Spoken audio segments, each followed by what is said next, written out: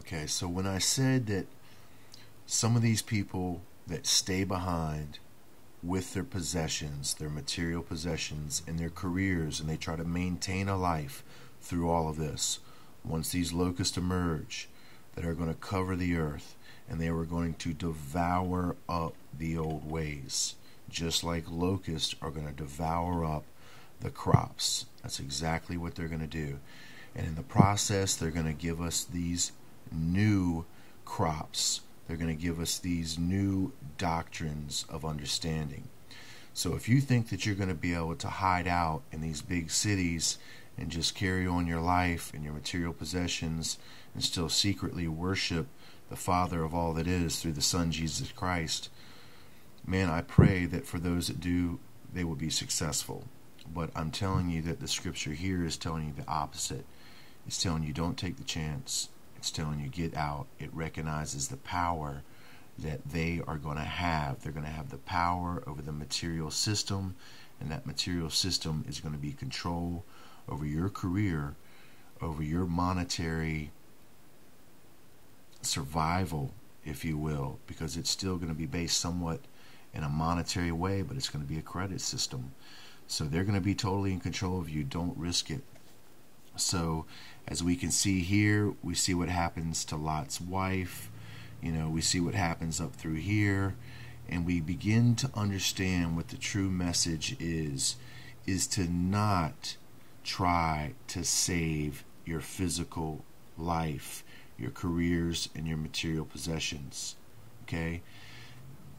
You're going to have to leave and get out of it, because it's all going to go up in flames in the end. It's literally all going to go down. They're going to gain control for a short period of time, but in the end, they are going to be beaten by this water of life, the words of Jesus Christ. And if you believe upon those words, well, then you will beat them also. And you will beat them in the spirit, and you will overcome them in the flesh. So now let's look here for the very, very telling portion of this information that I'm willing to go into just a little further here. It says, this is very important, it says, and they answered and said unto him, Where, Lord? Now this is talking about them being taken. And they go, Where, Lord? And he said unto them, Wheresoever the body is, thither will the eagles be gathered together. Now notice he said that he didn't say where the spirit is. Now if he said where the spirit is at this point, I would be rethinking everything that I just told you. Okay? But I would still come to the same conclusion regardless of this evidence here, but I would just look at it a little deeper. But because he says wheresoever the body is, now this is just going to be simple logic. If it's a rapture, they're not rapturing your body, they're rapturing your soul. So he is telling you, he says, where did they go? Where were they taken?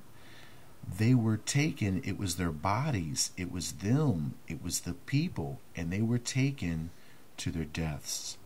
And we're going to show you this.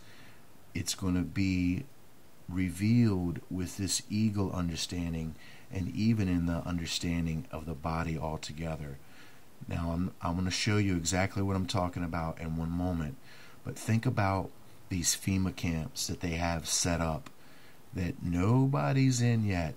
When this thing hits the fan, after the second cup hits, after that, then we're going to have the emergence of the locust, okay?